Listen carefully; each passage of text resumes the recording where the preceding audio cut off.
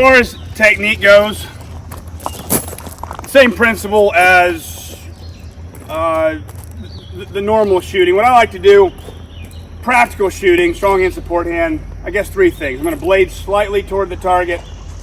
I'm going to bring my shoulder up, and my arm's pretty much going to be locked out. And I'm going to shoot, point right here. I'm going to shoot something like this, right? Now my shoulder, more than just up, like this would be up, but this would be out. So I kind of want to bring my shoulder out in front of me, have my arm locked out, have the gun straight up and down. I'm looking to have my arm in line with the path of the recoil. Same thing as we talked about before.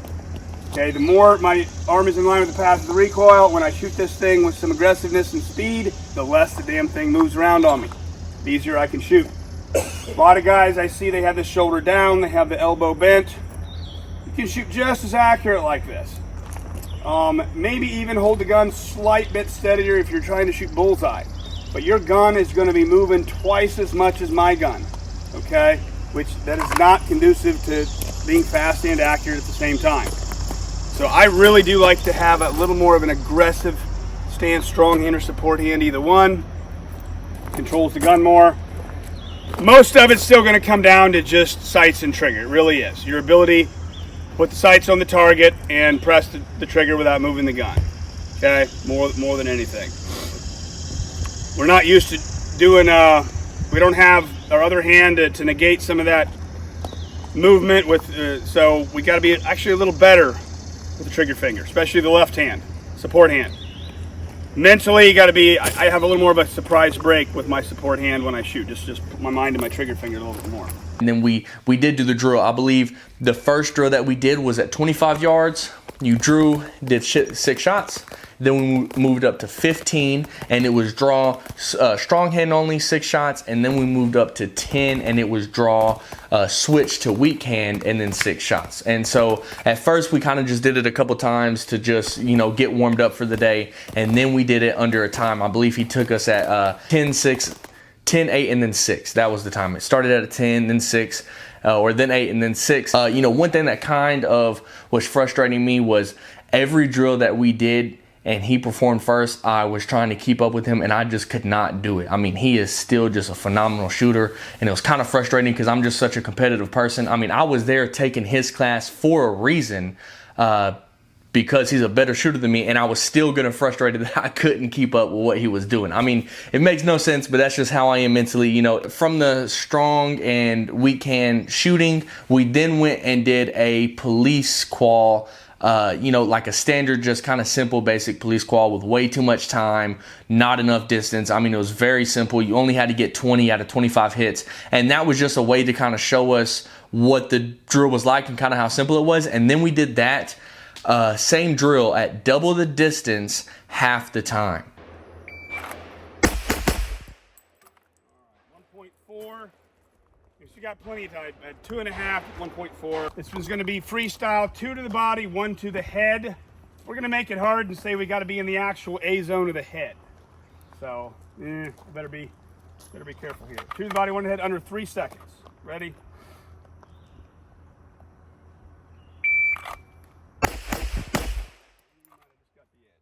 192. This is draw and 4 shots, strong hand only, in under 4 seconds. This is where that shoulder out, arm up, being behind the gun makes a little more of a difference in controlling it. 4 seconds isn't super fast, but it's not slow. Ready? All right, 265. I'm going to stay in the same place. This one is support hand. You start low ready, start in the support hand. And it's 4 shots in under 3.5 seconds. Okay.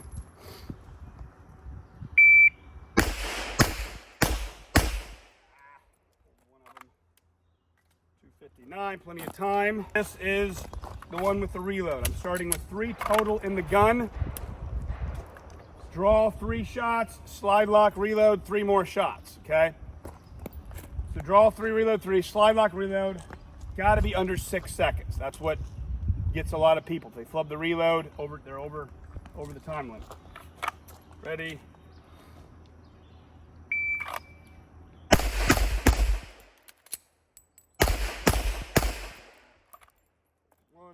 5:06, plenty of time. 3 shots under 4 seconds. Ready?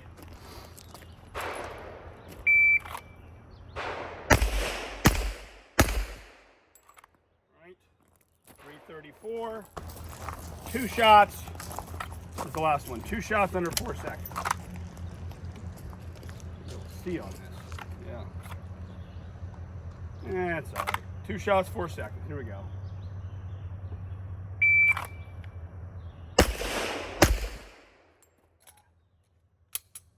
2.6. Yeah. So, it wasn't my best fun, we still got it. So by the normal standard AC zone, usually got a perfect score. By the A zone standard, I still got it. I was down 3 from the A zone. Call that the super standard. So I got a 22 out of 25 in the super standard. So every stage, you know, say you were supposed to be shooting at 5 yards and you had 10 seconds the first round, with double distance, half time, we were back at 10 yards and only had 5 seconds, if that makes sense. That wasn't the exact time and distances or whatever, but everything was doubled in distance and cut in half for the time, so it really spiced things up. And then instead of just using the Alpha Charlie for the, you know, counting a shot, make 20 out of 25, it was just the A zone. And so he kind of gave different standards to set for yourself. You know, he was like, you could just do the regular AC zone that will count in the actual qual, or you can kind of push yourself and just count the A zone if you want to. And so of course that's what I did, was just push for the A zone. And, you know, I got it. I believe I was 22 out of 25. So I missed 3 shots outside of the A zone. The other ones were, of course, just Charlie's. I don't know if I got my target or not. But, yeah, we just did that police qual. We did the standard one and then double distance half the time. That was a pretty cool drill to do. And then from there, we went ahead and I believe we took lunch right after that. We might have done one more drill. Again, I'm not going to put, like, everything in from the day because, you know, it's just kind of not fair to put in like half of the entire class. I believe we did 1, maybe 2 other things, and then we went ahead and took a lunch. I got to go have lunch with them, kind of just talk a little bit about everything. I mean, not just shooting, but life. Of course, a little bit about shooting, just kind of catch up with them, get to know them. And then we came back, and there was another kind of talking part. And sorry about this part. This was before I realized I should probably put a mic on them. And so there was like shooting in the background and like a bulldozer or something. So it's a little bit hard to hear them. I'll try to enhance it. But then the quality definitely does get better right after he finishes talking. But so this little part is when we got really into the meat and the potatoes for me in terms of the overall class. More the moving and shooting part, because that's really where someone like him strives. You know, me and him can sit there and do a build drill at 7 or 10 yards roughly the same time. Whenever it comes to a full stage and he's moving, shooting on the move, transitioning, that's really what makes him, you know, the next level of shooter and kind of where he starts to take the time from you. So in all aspects of shooting, I don't think this is just a competition thing at all. Some people seem to think it is, but real life type stuff, movement is so often involved, like before, during, or after some kind of engagement.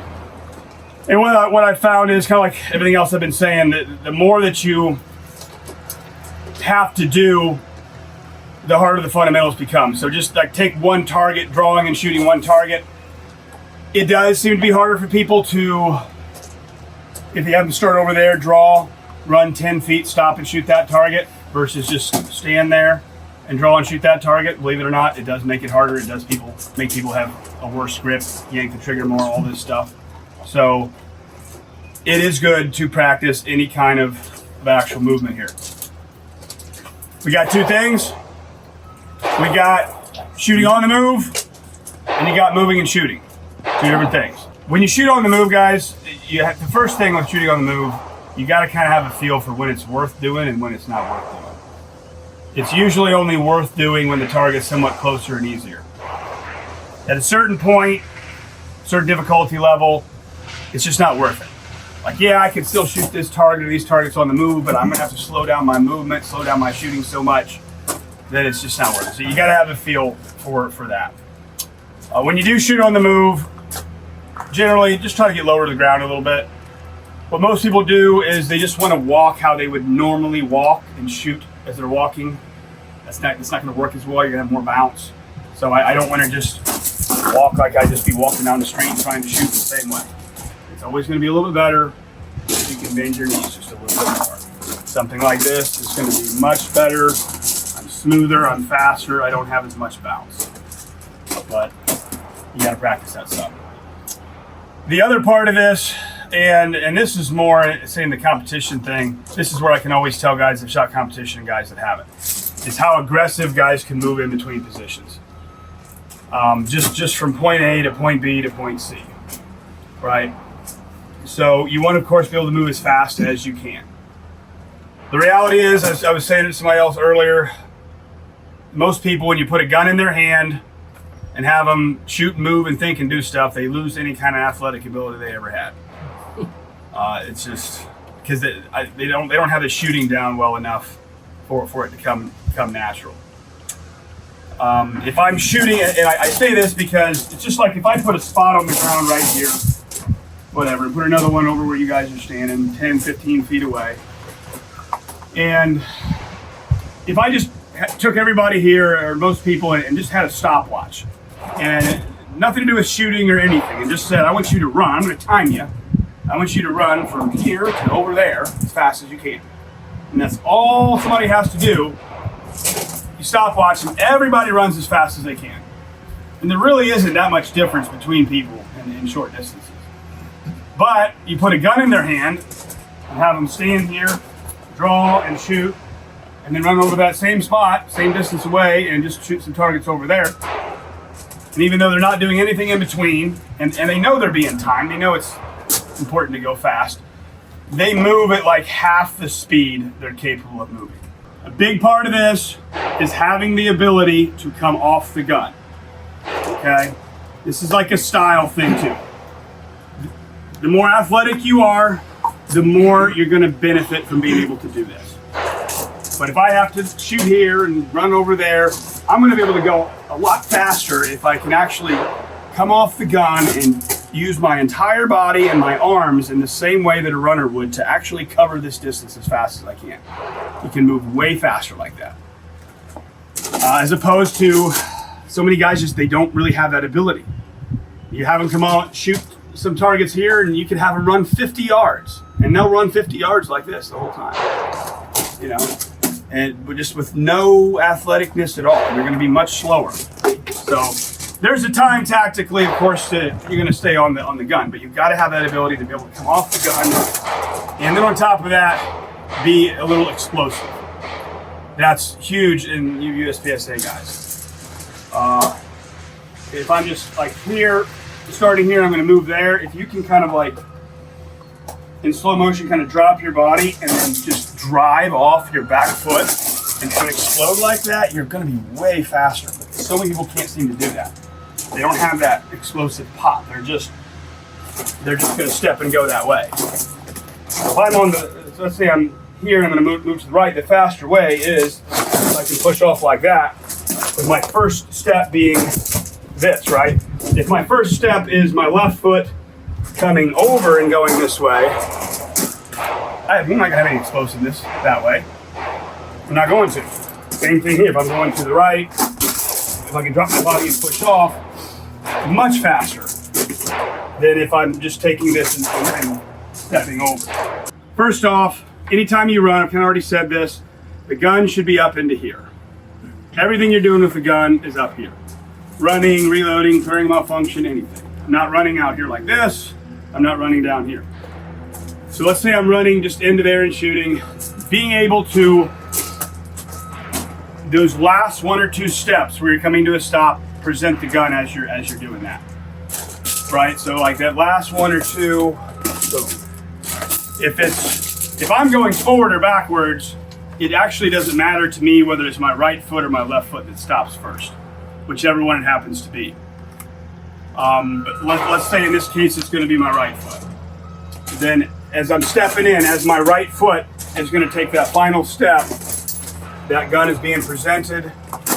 So when that right foot hits the ground, that gun's all the way up. And my left foot would just let's just say this is the line. Let's say I'm just stepping over that line and I'm going to shoot. It's going to be with my right foot. I'm going to come in and it's just going to be very quick, 2 concise steps, right foot, left foot, stop. And my gun's already going to be up and I'm stopped. watch how fast somebody stops, right? And it should be two fast steps stop. But you're gonna see a lot of guys much more swaying around. You're gonna see a lot of guys coming up, something like that. Most people, just that way. That's like 3 steps and a slide. And the gun's sliding all around. And there's no magical secret to that. It is a lot of practice. As I was telling these guys at lunch, I mean, if you really want to get good at your movement, your footwork, and all this, you actually have to do it as exercise. You're not just gonna, if you only do it when you're actually shooting real bullets, you're only gonna learn so much because your mind is so focused on the shooting stuff. All right, so what we got here, and in practice, in a stage, you gotta have tons of, like an actual legitimate, for real stage, you gotta like make it to where everything can't be seen from here or there, but in practice, you can do wonders with just a few barrels and dictating things. So what we're gonna do, I move this spot, open spot here. We're going to start right here. And we're going to draw. We're going to move around here. These 2 targets here, everything is 2 shots each. So this is 12 rounds, okay? You're going to come around here. These 2 targets, you're going to shoot from here, 2 and 2. As we get to in a minute, I don't care how you do it. I don't care. Basically, if we had 2 more barrels, they would be... They would be here. So you have to come up here. Whether you want to shoot these standing still right in here or moving around here, I don't care. But coming up into here is going to be 2 and 2. We're going to come across through here. We're going to go through the center. Okay, the center 2 is going to be 2 and 2. Somewhere as we're coming through. Whether you want to stand here and shoot or whether you want to move, I don't care.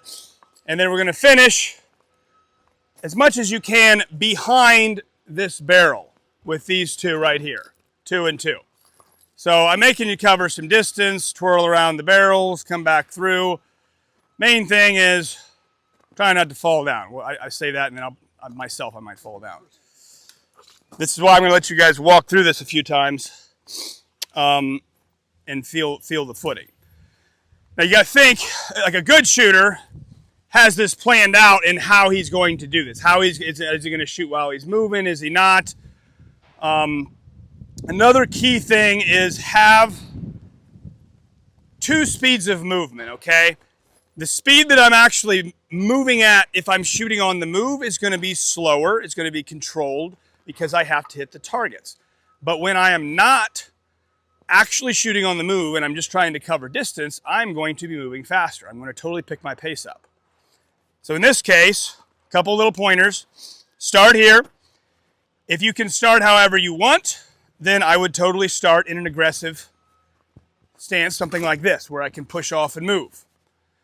If you can't, then you're going to have to start with your feet touching toes or heels touching or something like that.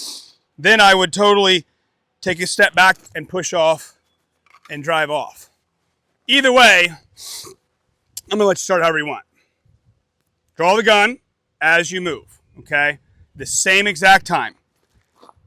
Centered up on it. And the same time it takes me to push off and get a step, I get that gun in my hand. Okay? You always want the gun in your hand as soon as possible. So many guys don't do that. They'll take 1, 2 steps and they still will not have even touched the gun. No, slow. So you draw the gun as you move. In this case, I know I'm not going to be shooting until I get all the way to that corner. We're not going to let you shoot him from back here because we're pretending there's double barrels. So I need to move my ass as fast as I can, very aggressive, until I get all the way up into here. Now I am going to shoot those on the move, but I'm not going to be moving super fast because I got to hit the target. So I need to be able to move very aggressive all the way up to here, slow down without falling down, coming around the corner, boom, boom, boom, boom. Notice I wasn't really moving real fast, but I didn't stop. Picking up my speed, coming around into here, coming through, 2, 4, coming back over to here, something like that. So you're going to see a distinct difference between when you're not moving, when I'm not shooting, I'll be moving more aggressive. And when I am shooting, I'm going to be moving slower, more controlled. You guys can do this however you want. Again, some of you guys might be better off, probably better off actually stopping. We'll do this a number of times. You guys can try different ways.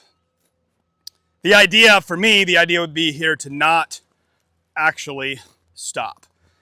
if I actually stop, except for at the end, I probably did something wrong, okay? And then at the end, notice also if I come around through here, let's say I shoot these, I'm moving back into the right, my right foot will plant, and I will plant on my right foot, and I'll present the gun as I'm stepping, boom, boom, boom, and I will shoot right target, and then left target, because that's how I see them. So, anyways, I'm just going to do it, and then we're going to give you guys a few minutes. Damn, hot enough just doing this. So 12 rounds. And here's the thing, too, guys. You can make shots up, okay? This is 12 rounds. Pretend like this is more of a stage. So, like, if you really miss, like, if you clearly miss because whatever, you're stepped wrong, yanked the trigger, this or that, you can make it up. A lot of times a C is not worth making up. But if you know you shot a D or a miss especially, that's worth a few seconds. So see if you can make that up. All right, so I not fall down. 2, 4, 2, 4, 6, 8, 10, 12. Okay, here we go. Ready? Stand by.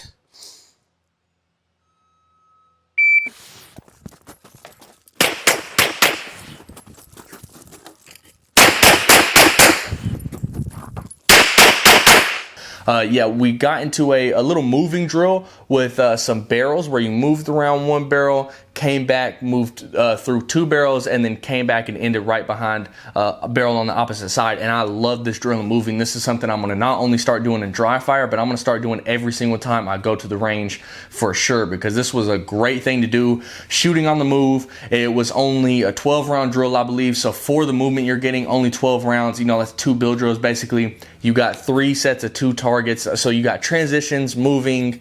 You can even throw some reloading in there. You know, it's just, this was a very good drill to work on. So of course, Vogel did it first, had a great time. I think he only dropped like 2 Charlies as he was moving and shooting. I actually beat him a little bit on time the first time, but my hits were nowhere near as good. And he's shooting major too. That's the thing. As good as he was shooting a 40 major. Which, if you don't know, that just means the bullet has a lot more recoil compared to something like I was shooting like a 9mm minor. That's just the power factor. I won't get too much into that, but yeah, he's shooting major, and he was still shooting better than I was with my 9mm, and he was shooting faster than me. It's crazy how good this guy is, really.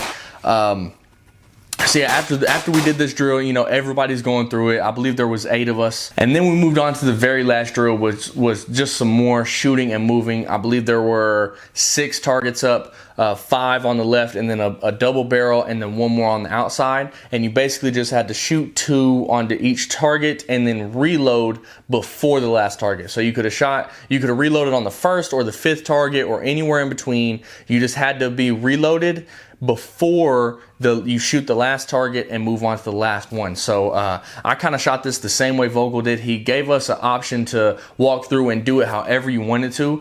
He went and of course did it himself, and he reloaded right before the last one, so that's what I did.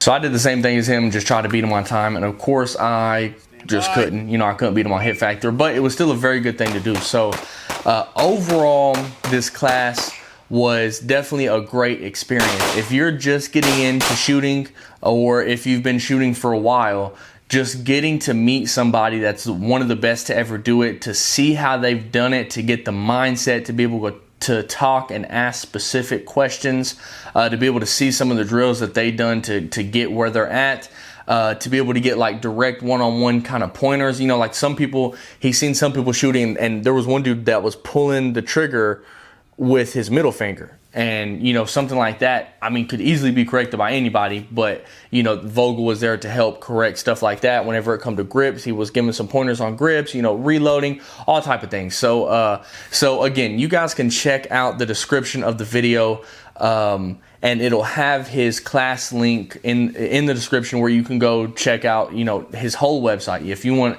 to find his email to contact him, ask about classes, or find some of the classes he's already got scheduled, you can find everything of that on his website. It'll be in the description. Thank you again to Vogel for letting me record the class and make a video out of it for some content. Thank you guys for watching. If you liked the video, make sure you like, comment, and subscribe. It definitely helps me out a whole bunch. Thank you guys. I'll see you in the next one. Bye.